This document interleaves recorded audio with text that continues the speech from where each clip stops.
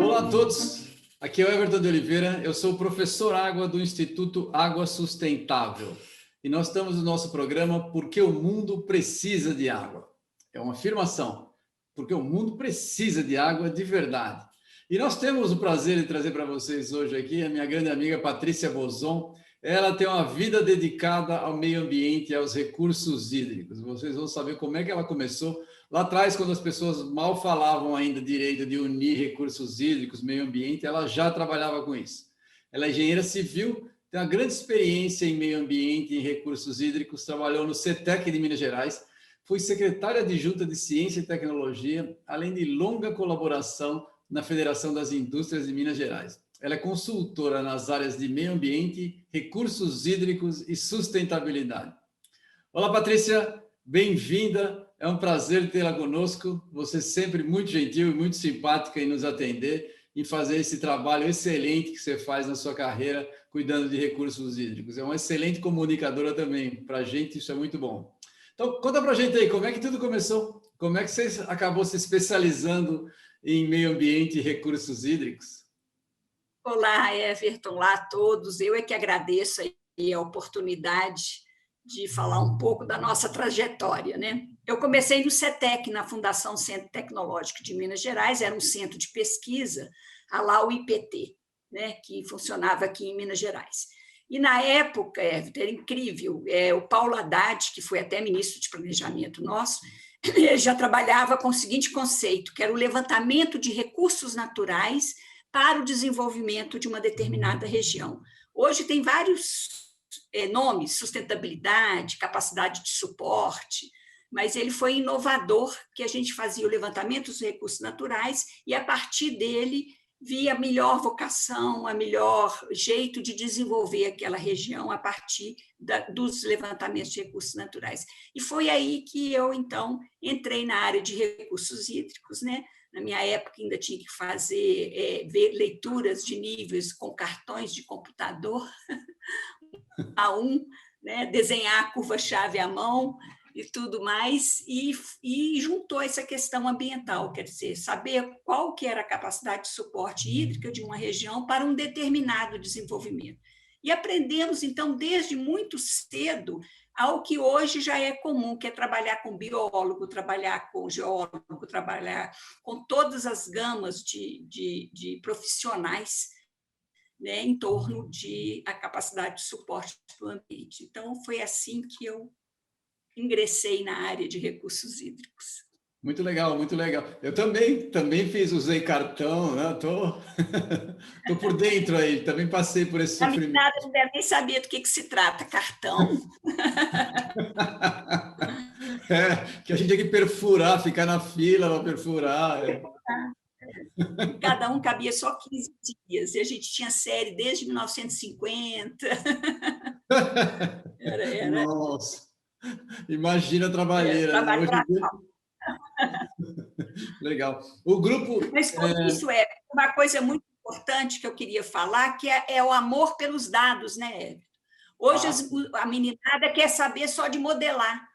Como é que modela se você não faz uma hidrometria bem feita, se você não tem uma estação bem equipada? Então, hoje isso está faltando um pouquinho, sabe? O amor pelos dados. O fato da gente ter criado um cartão nos deu essa oportunidade de amar os dados, de ter respeito pelos dados e querer ter dados. Mas eu concordo com você plenamente, concordo totalmente. A gente passa, depois de anos e anos mastigando dados, a gente desenvolve um olho crítico para dados, não é isso? Você olha os dados e você já sabe que dali não vem coisa que presta, não é verdade? É verdade. Você já começa... Então, e essa sensibilidade tem muito a ver com o trabalho de campo. As pessoas têm que ter noção de que a responsabilidade é muito grande na hora da obtenção, né? Isso. E isso talvez esteja faltando. Eu concordo com você. É difícil. Nada quer saber de modelar. Da onde que vem o dado, não importa. Mas aí o resultado não é confiável também, né? Exatamente. É. Você é reconhecida como representante da iniciativa privada, que você trabalhou um tempão na FIENG, mas também tem uma grande experiência com o setor público. Como é que funciona essa sua formação híbrida? E qual é a sua Olha, visão dos conflitos e das confluências dessas duas áreas em que você atua? eu acho que tem mais confluência do que conflito. Eu acho que o conflito é muito mais criado, sob o ponto de vista de alguém defender uma determinada posição, ter que ter uma contraposição para que essa posição fique privilegiada, e se cria muito mais conflito do que realmente tem conflito, né? E são áreas assim muito instigantes. O poder público, então, nem se fala, é uma área muito boa de trabalhar. Quem gosta de empreender, inventar, é o poder público que tem ali toda a capacidade por causa da demanda que é muito grande, né?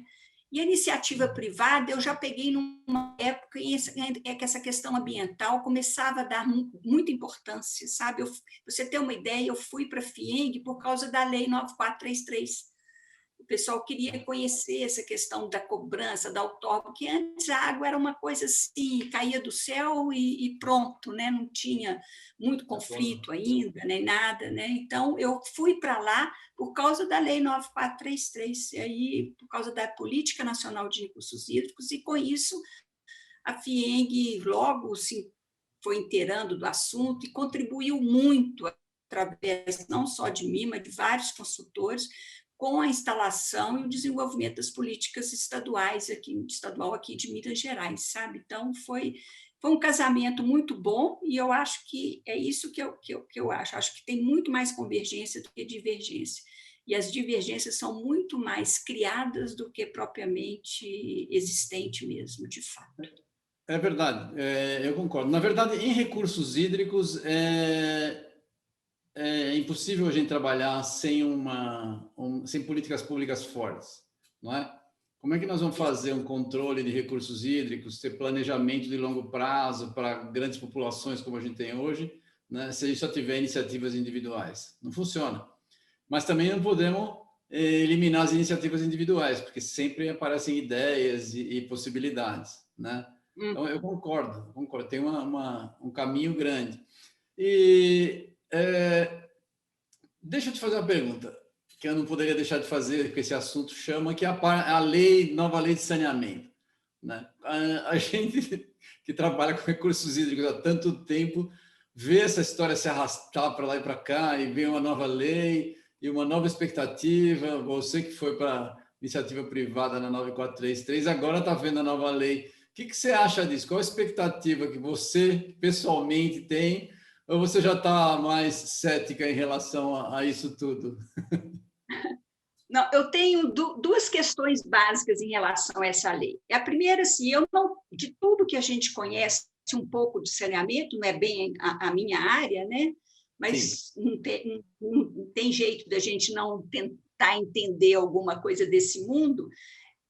Eu não tenho um modelo favorito, não, sabe? Eu acho que tem iniciativas públicas brilhantes no mundo inteiro, como tem privadas brilhantes no mundo inteiro.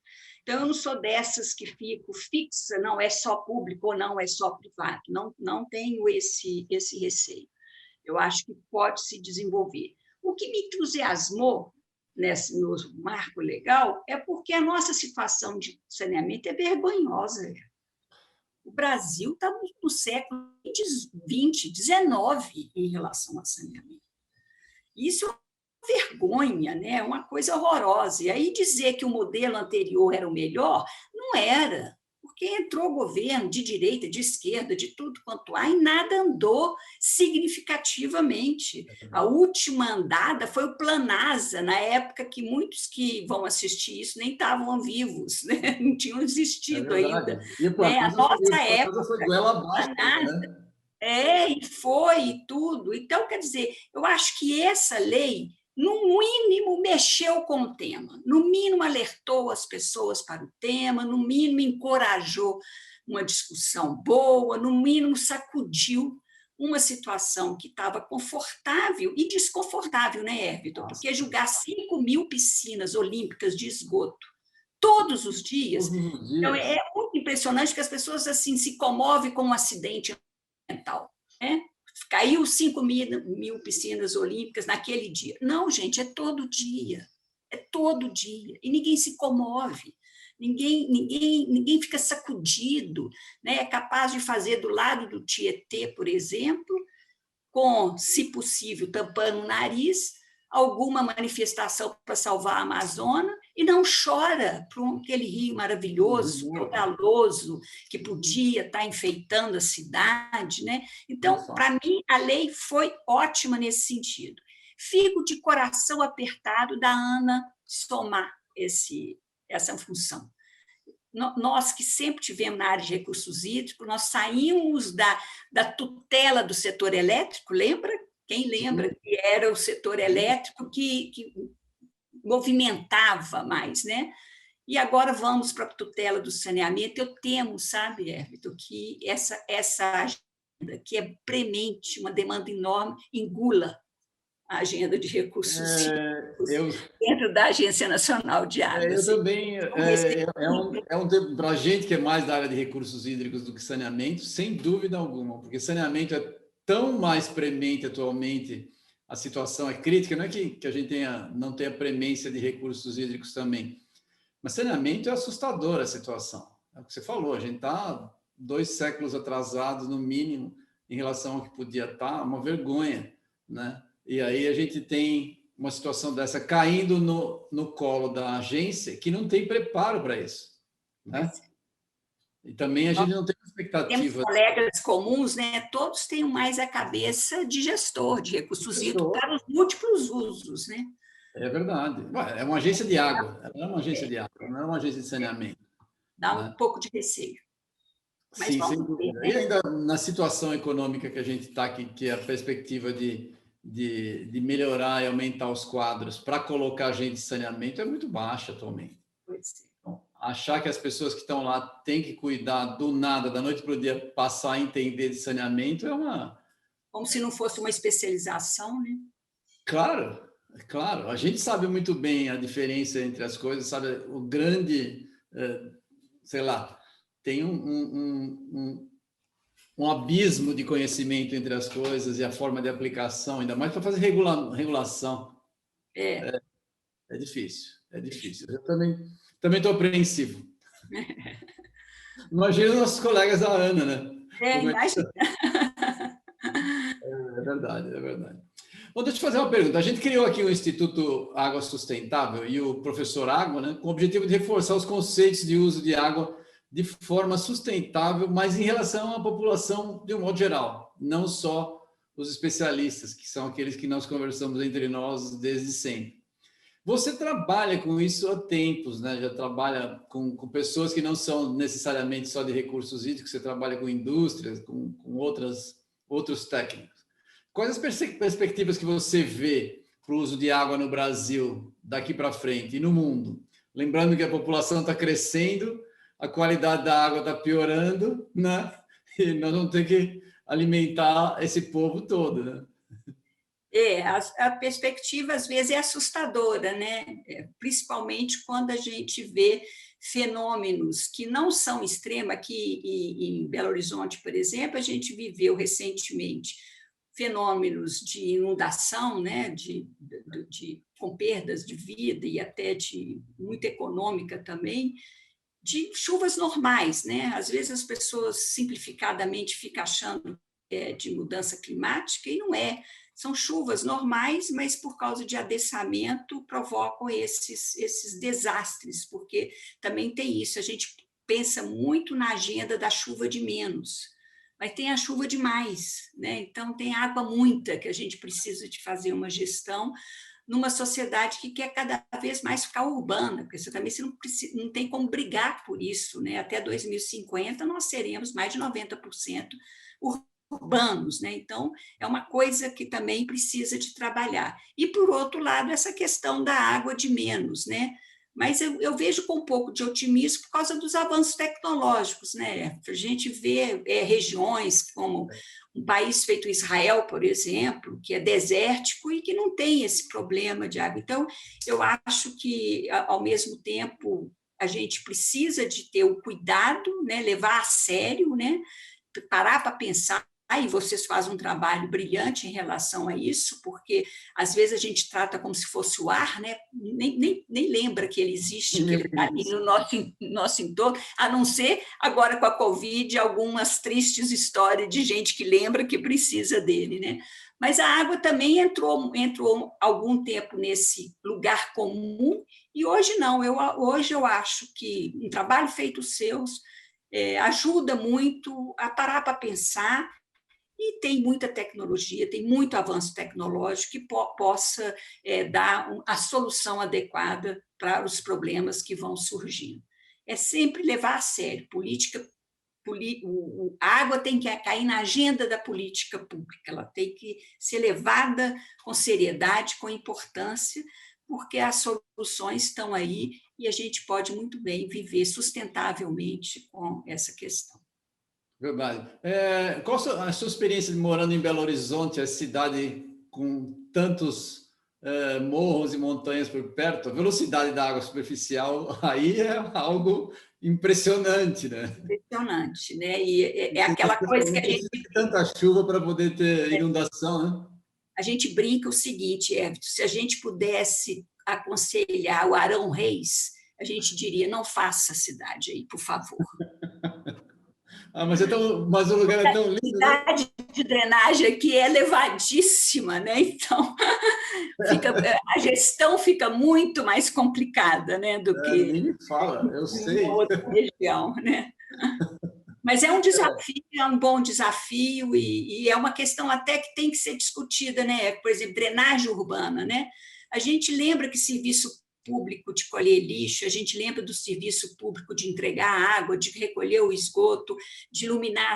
Alguém lembra que drenagem urbana é um serviço público? Faz parte, Ninguém lembra. Ninguém lembra. Só quando tem inundação. Não tem dono, a concessionária de água não acolhe essa agenda, a prefeitura geralmente não tem nem preparo para poder acolher, a não ser dos grandes centros, e mesmo assim não tem dado aí muitos bons exemplos, né? A gente vê, às vezes, fenômenos naturais, assim, normais da nossa série histórica, causando estragos que não deveriam causar, porque tem solução de engenharia para essa Sim, questão. E tem várias soluções hoje em dia bem inteligentes que diminuem, por exemplo, o escoamento superficial ou que atenuam a velocidade da água. E eles não são usados em larga escala, mesmo em obras novas, né? Que poderia ser. Isso é uma questão de legislação, de atuação do poder público junto às novas obras. Não é nada que onere ou que inviabilize uma obra, né? Exatamente. Colocar na agenda, drenagem urbana é um serviço público e que precisa de ser tão bem feito quanto coleta de lixo, quanto iluminação, quanto abastecimento, como tudo. É um serviço público que precisa de ser olhado com todo o cuidado e profissionalismo que ele exige. Nem fala, é verdade. E mais, também precisa da educação individual para a pessoa não jogar lixo na rua, né? Nós temos, às vezes, faz limpeza dos nossos canais. Aqui perto tem uma avenida que é um canal, tinha 8 carrinhos de supermercado dentro dele. Inacreditável, não é? A pessoa, além de levar o carrinho inapropriadamente, ainda desfaz ele mais inapropriadamente ainda. Olha, haja engenharia para calcular a largura de um canal, para receber água e carrinho de... Tem algumas coisas. Essa é uma das ações que a gente tenta fazer com o Instituto, que é levar conhecimento e levar esse tipo de problema, né? Que é um problema que parece inacreditável até, né? Uma situação dessa, carrinho de supermercado dentro do canal. Não tem o que dizer. Então, isso aí é algo que depende das pessoas. A gente tem muito pouco hoje, ao meu ver, essa... como é que fala? Tudo é fácil você reclamar que o Estado não faz, mas tem muita coisa que as pessoas não podem fazer, elas têm que ter preocupação, e a ação individual conta muito. Muito. Isso é educação. Exatamente. Difícil, difícil. Bom, mas vamos falar. Você falando com autoridade, você foi no dia 22 agora de março, né, desse ano, você foi lá no a convite do Senado Federal, fez um webinar sobre recursos hídricos e aspectos sociais e tecnológicos. Aliás, parabéns, porque nós fomos muito bem representados por escolherem você. Ótimo para nós. Qual foi a sua avaliação do evento? O que você acha do alcance desse assunto entre os senadores e os legisladores? Você acha que isso aí está andando? Conseguiu ter alguma sensação? Eu sei que o contato é meio superficial, ainda mais agora sendo online, né? Mas você conseguiu ter alguma sensibilidade em relação a isso? Eu achei que positivo pelo fato de um senador querer comemorar o Dia Mundial da Água com um evento, né? E um evento em que ele buscou representações de todos os níveis, quer dizer, é quase que o nosso comitê de bacia hidrográfica, né? Quer dizer, ele não abriu mão de uma pessoa da área, um técnico da área, que sou eu, porque geralmente só se discute com a população que recebe, né, a questão da água, tem a sensibilidade para o conhecimento mesmo, a técnica, às vezes fica um pouco de fora, né, dessas comemorações. Então, eu fiquei muito feliz com o convite do senador de ter convidado alguém na área. Não sei se eu seria a melhor pessoa, mas só de ter ido uma engenheira de recursos hídricos, eu já achei um ótimo sinal, né, de que da sensibilidade das pessoas, de que precisa de ter, junto com a água, a agenda de conhecimento também, né? Não só a agenda de sensível, a agenda de demanda, mas a agenda de conhecimento também. Então, achei que foi positivo. Não sei se você pode não ser a melhor, mas foi muito boa, foi uma excelente escolha você ter ido lá. Tem uma sensação, nós que trabalhamos com recursos hídricos, sempre tem uma sensação que eu converso com várias pessoas, que a gente é mal representado entre os legisladores. A gente tem alguns lobbies específicos em momentos específicos, mas a gente não tem uma atuação contínua para que a gente faça valer nossa opinião numa situação, sei lá, num item tão importante quanto a água. A gente consegue ouvir mais as pessoas falarem de ar do que de água, né? Com crédito de carbono e coisa do tipo. Mas água a gente só ouve falar em época de crise, não é? Você não acha que a gente conseguiria, ou talvez fosse caminho de fazer alguma coisa nesse sentido? Você tem alguma experiência em relação a isso?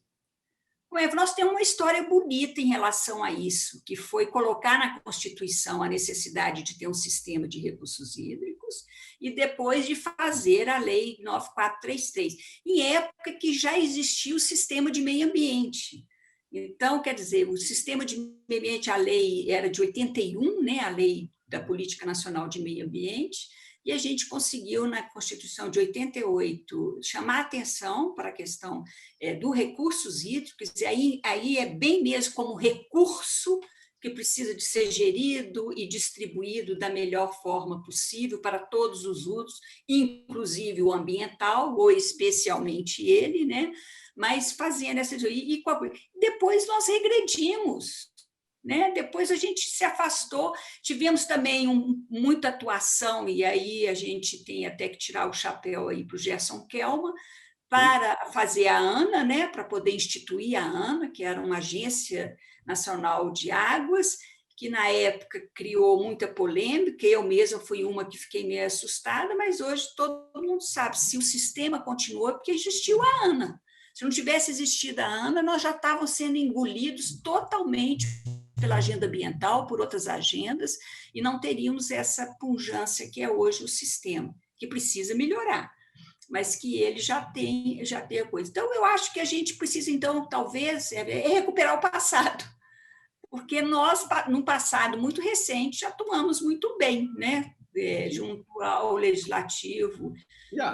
O grupo de formação da ANA inicial com o Kelman, o Braga, o Machado foi presidente, é uma pessoa que... Muita gente boa, né? Deu uma solidificada boa, né, na agência, e manteve o sistema vívido. Não, teve um trabalho muito bom, é verdade. Mas eu acho, sim, que a gente deu uma regredida e talvez seria importante nós termos uma representação melhor, fazer um lobby mais forte. Agora, como você mesmo disse no começo, que a Ana vai tomar um chacoalhão aí chegando o saneamento, pode ser muito bem que a gente fique mais para trás ainda. Pois é, e que tenha que dar uma É, porque chacoalhada, né? Porque as E mesmas se, pessoas que estão lá não vão poder fazer o trabalho de recursos hídricos e saneamento, vai ter que dividir o tempo, né? Não vai ser fácil. pois é. E tem todo o conhecimento, uma técnica aí, né, Vitor, que precisa de ser resgatada, né? Eu estava até lembrando do último simpósio da BRH que eu assisti, tanta ferramenta inovadora, tanta coisa boa para você fazer outorga, até uma outorga dinâmica, né? Uma outorga bem gerenciada, não ser esse cartorial, né? De sair com papelzinho, anota, mas sair com uma coisa dinâmica, uma coisa realmente de gestão, como é o nosso sistema. Nosso sistema, eu brinco, nem fiscalização tem, porque é um sistema que não é de comando e controle, é um sistema essencialmente de planejamento o tempo todo, né? E, infelizmente, isso não chega aos nossos órgãos públicos. A distância é assustadora, é. É Isso é verdade. uma coisa que me incomoda muito, né? Nós chegamos a ter órgãos públicos que nem hidrólogos têm. Órgão público que tem um ou dois hidrólogos no máximo, não consegue nem fazer gestão alguma. Então, essas ferramentas desenvolvidas nos centros de pesquisa, nas universidades, não são apropriadas por aquelas lideranças que precisam de utilizar essas ferramentas, né? Então, talvez você tenha toda a razão, a gente fica um pouco à margem, talvez com muito, como é que fala, primor de que eu sou técnico, não sou político, como se política fosse uma coisa degenerada, né? E com isso a ferramenta tão bem desenvolvida fica na prateleira e não dando resposta apropriada para toda uma sociedade, né? A gente vive hoje crises hídricas, às vezes, muito falsas. Não é crise hídrica, é crise de gestão. Claramente uma crise de gestão. Aí você vai verificar os órgãos todos com equipes muito reduzidas, né, sem estímulo orçamentário algum para atrair bons cérebros, né, boas cabeças. Enfim, você tem toda a razão. A gente precisa de resgatar o passado e colocar na política a água, né, como um fator É verdade. elementar. A gente está tentando trabalhar nesse sentido de conscientização, mas a gente precisa de alguns líderes para falar diretamente com alguns políticos. A gente teve alguns nomes importantes na nossa carreira, a gente conheceu pessoas, mas a gente precisa de pessoas novas fazendo isso. Talvez a gente esteja, não sei se você tem a mesma sensação, você falou bastante de tecnologia, a gente está numa época de transição para novas tecnologias. Então, vários equipamentos de medição para água, que a gente consegue medir vazão, consegue medir um monte de coisa, estão com o preço caindo, porque eles estão tecnologias mais novas, então são coisas acessíveis. E dá para ser levados para várias regiões que não têm, para que a gente consiga ter geração de dados, gestão sem dados que presta não existe, né? Uhum. Para a gente poder fazer. Então, eu não sei se nessa época de transição de tecnologia, a gente tem muito mais gente preocupada com a tecnologia do que com a gestão em si. A gente está ficando num buraco aí, né? E parece Precisando. dois mundos distantes, né? E não deveria ser, né? Eu percebi muito no simpósio da BRH essa distância absurda de tanta coisa inovadora que estava tendo e que os órgãos públicos, os gestores públicos não se apropriam daquilo para o bem da sociedade, para uma distribuição mais justa, mais equânime, né, da água, e até diminuindo esse falso, às vezes, falsa escassez hídrica, que é muito mais falta de gestão do que falta de escassez hídrica propriamente dita. É verdade, é verdade. Em algumas situações, a gente está, agora com a pandemia, a gente mal fala, mas o Paraná, por exemplo, está passando por um problema de escassez muito grande, já tem mais de ano, né? E a gente mal ouve. Só, claro, nós que somos da área, que temos amigos, a gente conhece a situação. Mas não sai na grande mídia, quase nada. A gente não está acompanhando. Então, a situação de água, e ainda mais estados que têm uma produção agrícola importante, né? A gente não vê essas coisas. Ainda que a agricultura do Paraná não está sofrendo tanto quanto as cidades, né? Mas é importante a gente ter uma preocupação desse tipo aí. Bom, deixa eu te perguntar um negócio. Você fez um ecoguia sustentável. O que é isso aí? Conta para a gente o que é o ecoguia sustentável. Você trabalha... É o meu xodó. Nós desenvolvemos uma plataforma de compras sustentáveis, porque a gente estava muito vendo por que as pessoas não compram, né? Tem sempre a questão jurídica, que às vezes escolher alguma coisa sustentável pode apresentar preferências, né, indevidas, né? Esse era um problema, que hoje a gente já está praticamente sanado, e inclusive nós até escrevemos um artigo, meu marido é desembargador, e ele escreveu juridicamente provando que isso não cabe. Mas outra também é a questão de procurar o sustentável. Como é que você acha o sustentável? Fora a certificação, como que você acha o sustentável? Então, nós bolamos uma plataforma em que você faz gestão dos seus fornecedores.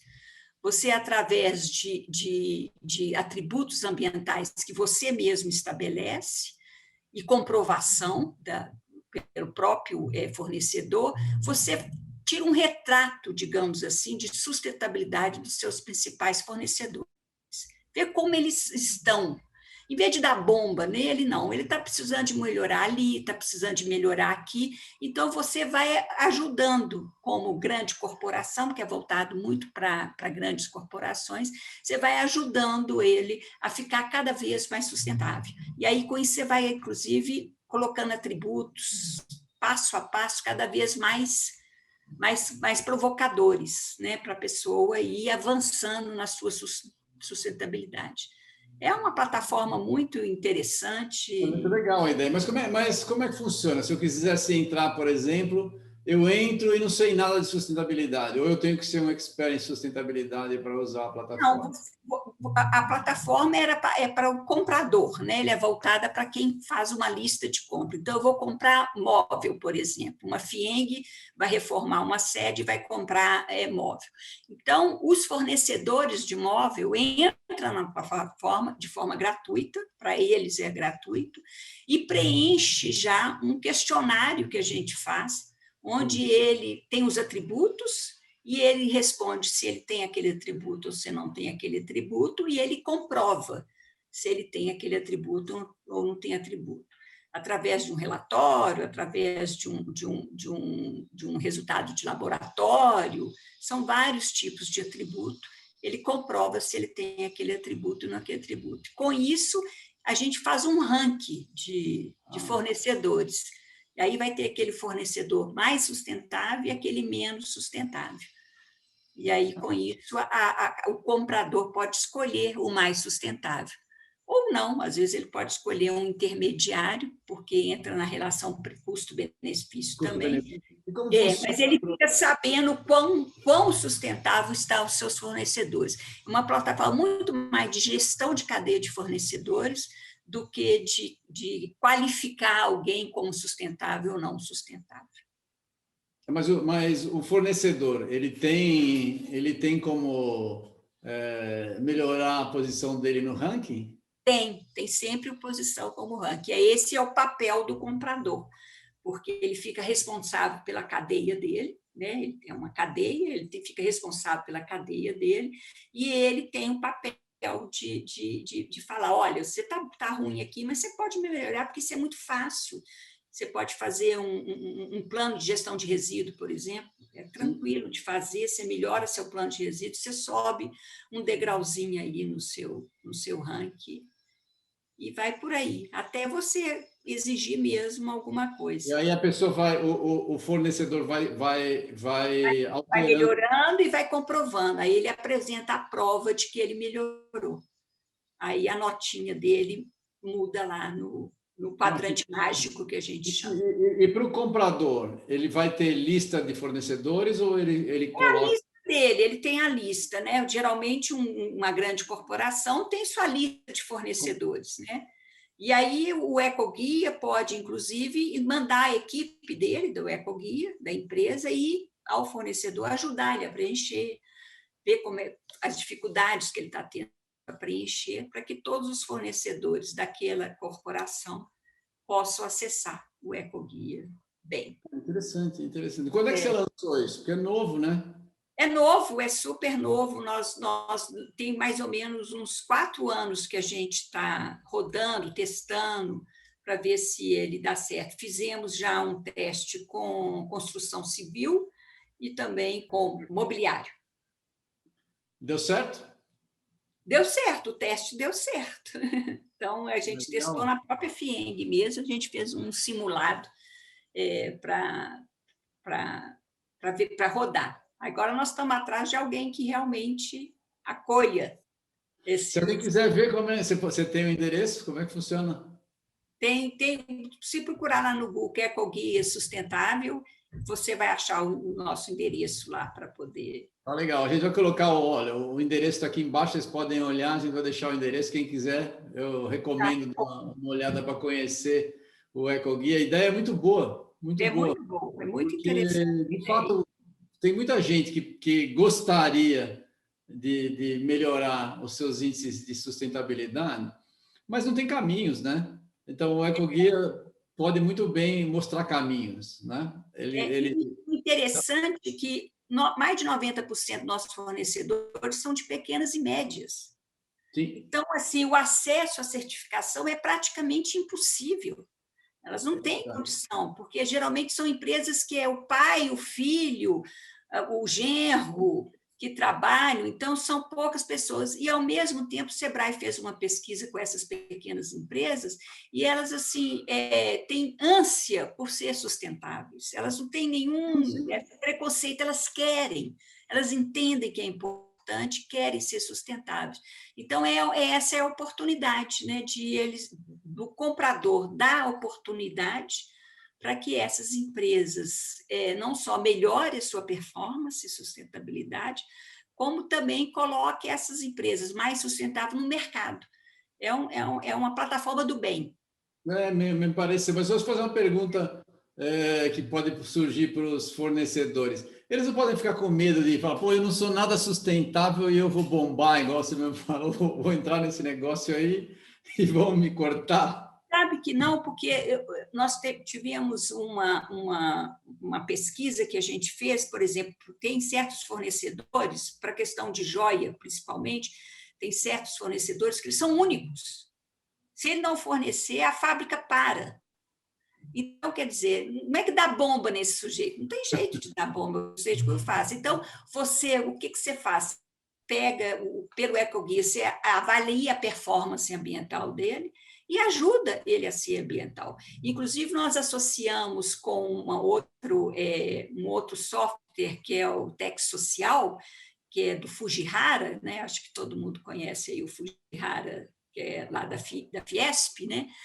E que ele, inclusive, encaminha para financiamentos, investimentos, inclusive a baixo custo, para melhoria da performance ambiental daquele fornecedor que se qualificou mal. Quer dizer, o qualificado mal não vai bombar, o qualificado mal vai ser aquele que a gente vai pegar na mão. Vai indicar o caminho. Indicar o caminho. Inclusive com financiamentos possíveis, factíveis, e até sem Tá aí, eu podia pedir para o Fujihara para falar aqui também, né? É uma boa ideia. Isso. Ele tem lá o Tech Social e a gente casou os dois. Eu sou conselheiro lá de meio ambiente também na Fiesp, vou ter um papo com ele, né? Pois é, bate o papo lá com ele vai falar da gente. Nós fizemos uma parceria do sustentabilidade com o Tech Social, porque ele já tem desenvolvido para ver se a pessoa está em conformidade com as leis sociais, leis trabalhistas, sim, de gênero. Ele tem isso, e o nosso é de sustentabilidade. Aí os dois agora estão casadinhos. Aí muito legal, muito legal. Parabéns pela iniciativa. Espero que dê certo. Essas coisas precisam de energia. Fazer uma coisa andar precisa de muito tempo. A gente aqui com o Instituto já está 3 anos, quase 4, empurrando. Demora para andar, né? Demora para andar, exatamente. Nós não desanimamos, não. Exatamente. Não pode desanimar, tem que trabalhar. Demora para dar certo, porque a ideia é boa. Tem que ir, é verdade. Como é que você vê a tecnologia atuando na sustentabilidade dos recursos hídricos? Você que está trabalhando com sustentabilidade, você vê alguma coisa de sustentabilidade para os recursos hídricos? Eu vejo esse avanço, sabe? A única coisa é aquilo que eu te falei, o afastamento de quem manda da tecnologia. Eu acho que está muito afastado. Eu acho que vocês fazem um trabalho muito grande, a própria BRH também está aproveitando bem as redes sociais, mas a gente precisa de achar um caminho de aproximação das grandes lideranças públicas a respeito disso. Eu brinco, eu falo o seguinte, um cirurgião não faz uma cirurgia sozinho. Ele precisa do anestesista, ele precisa da enfermagem, ele precisa do instrumentalista, ele precisa até da pessoa que faz uma higiene no centro cirúrgico bem feita, né, para a pessoa. Ele precisa de todos. Mas uma cirurgia não faz sem o cirurgião. Se o cirurgião não for, a cirurgia não acontece. Pode ir a equipe inteira. E o cirurgião é o hidrólogo, é o hidrogeólogo, ele não está lá. Ele não está lá, ele está ausente. Então, faça com tudo, faça com a sociedade civil, faça com o ambientalista, faça com o ativista, faça com todo mundo, mas a palavra técnica não é posta, ela não está lá, ela não participa do dia a dia. E a nossa gestão de recursos está cada vez mais virando comando e controle, cara crachá. Então, a outorga é cartorial, as coisas vão ficando cartoriais, os planos servem apenas para dar respostas cartoriais. Nós estamos perdendo um pouco essa embocadura da gestão mesmo, propriamente dita, onde você faz a gestão todo dia, toda hora, a partir de dados. Isso aí é um pouco uma frustração que eu tenho. Acho que a BRH, vocês também, tem que dar um jeito de juntar essas duas agendas, a agenda do desenvolvimento tecnológico, que está bombando nos centros de pesquisas, nas universidades, e a agenda da gestão, que sequer conhece, muitas vezes nem conversa, porque não tem aqui nem a pessoa habilitada, capacitada para fazer a leitura do que está se desenvolvendo lá. E isso é muito desastroso, eu acho. É desastroso para as cheias urbanas, é desastroso para as escassez hídricas em regiões de áridas e semiáridas, que não devia ter mais. Eu brinco assim, nós temos no Brasil o Departamento de Combate à Seca, né, de obras contra a seca. Né? Eu fico imaginando se o Canadá tem isso para a neve. Ou seja, o que é natural precisa de ser gerido e não combatido e não acionado só quando aquilo acontece, né? Aquilo tem que ser gerido o tempo todo, né? O Canadá, aposto que não tem um departamento de combate à neve. A neve faz parte da vida deles, eles têm que trabalhar com a neve e fazer a gestão do dia a dia, do cotidiano, com a neve, não sem a neve. E assim é com o nosso árido, com o nosso semiárido e com nossas cheias urbanas, né? A gente tem. E tem ferramenta para isso, né? Tem. Você pega os anais da BRH, você fica encantado com tanta novidade que você acha ali. Com tantas ideias, exatamente. Mas, então, eu não sei se... Eu continuo achando, a gente precisa... Existem umas pessoas, sim, bem capacitadas e que poderiam trabalhar com gestão. Mas, para isso, a gente precisaria abrir esses espaços de gestão, e gestão está muito ligada a governo, né? A Estado. A gente precisa ter conscientização. Eu concordo com você, a gente tem que fazer uma ação política mais clara. Uma ação política mais clara é como você falou, a boa política. Nós somos técnicos, não interessa se o governo é de esquerda, de direita, a gente vai ter que cuidar de água sempre. Água do partido. Exatamente. Não tem o que discutir. Fazer uma boa solução técnica é uma boa solução técnica e ponto. Né? Alguma política assim, de os comitês abraçar, fazer parceria com universidades e acolher participantes técnicos nas discussões que os comitês de bacias têm, porque muitas vezes eles nem estão, os nossos especialistas nem participam de comitê, nem sabem como é que o comitê funciona. Quanta coisa não é lá discutido, quanto vários não sabem. O comitê ele tem... O comitê tem uma dificuldade, às vezes, de chegar nos prefeitos. Né? O comitê tem a representação dos prefeitos, os técnicos, muitas vezes, são bons, mas a informação fica ali dentro do comitê. O comitê não consegue ter uma ação política. Alguns municípios você vê que funciona, mas porque é algo pessoal e dependeu daquele político, daquele prefeito naquele momento, do que qualquer outra coisa. A gente não tem uma ação conjunta para todos. Eu concordo com você. Concordo. Precisamos de pôr nosso conhecimento a serviço da sociedade. A gente tenta, mas você sabe que não é mole, né?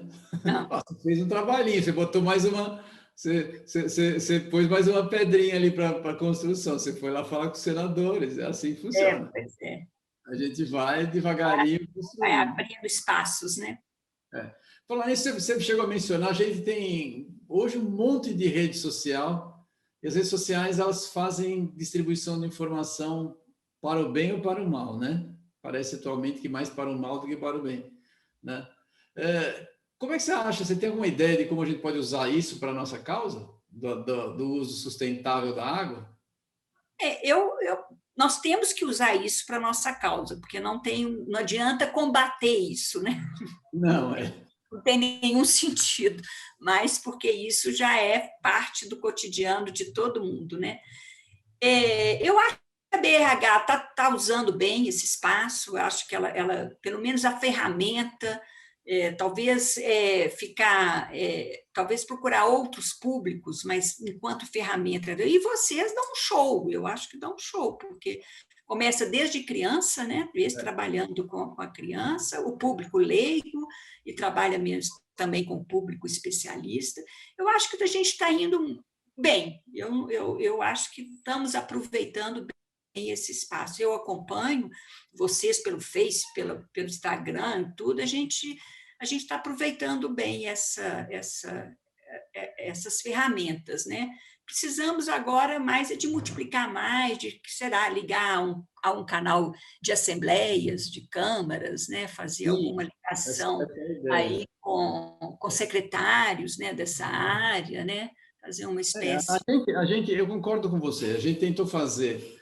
bom, você sabe que eu trabalho com as associações desde sempre, mas as associações são excelentes, eu gosto muito do trabalho, mas a gente tende a falar para nós mesmos. A gente fala entre técnicos. Prega para convertido.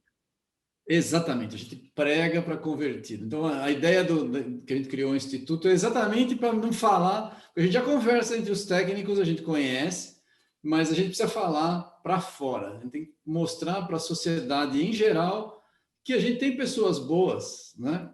A gente tem exemplos claros, por exemplo, hoje, que o Braga está na Sabesp, a Mônica, que são pessoas que a gente sabe que têm uma competência técnica exemplar, né? Isso é muito bom, que a gente tenha cargos que foram, né? Eles foram designados, né? Eles estão trabalhando com pessoas adequadas. Então, isso é altamente louvável hoje em dia, né? Então, a gente tem a Marília na Secretaria aí de Minas, né? Que é outra pessoa técnica que a gente reconhece há muito tempo. Então, de alguma forma, a gente tem pessoas boas chegando em posições importantes. A gente precisa ter mais das pessoas boas, que elas existem, né? E mais posições importantes. Esse é o nosso problema. A gente precisa melhorar as nossas ocupações, né? Vamos dizer assim. Porque a parte de recursos hídricos tinha que estar na mão de pessoas que entendem do assunto, né? Tinha que estar. Estamos tentando fazer a nossa parte. Pode contar comigo, eu ajudo. Vou contar, sem dúvida. Eu sei que você é ótima nisso daí. Pode contar com a gente também no que você precisar de ajuda, tá bom? Bom, nosso tempo está chegando no final aqui. Você podia fazer suas considerações finais? Foi um prazer, como sempre, falar com você. Você tem um trabalho muito legal, uma carreira exemplar, né? É bom as pessoas saberem que existem pessoas como você fazendo um trabalho do bem ao longo da vida toda, que sirva de exemplo. Muito obrigado pela sua gentileza de novo, Patrícia. Obrigada a vocês pela oportunidade, e eu vou aproveitar mais ainda vocês agora mandando as perguntas do meu neto, porque eu já mostrei para ele, ele ficou encantado com algumas coisas que vocês fizeram, vocês estão de parabéns, né? E eu fico aqui à disposição, sempre que precisarem de algum contato, alguma coisa aqui em Minas, nós estamos aqui à disposição. Tá ótimo. Foi um prazer falar com você. Obrigado, Patrícia. Até mais. Tchau.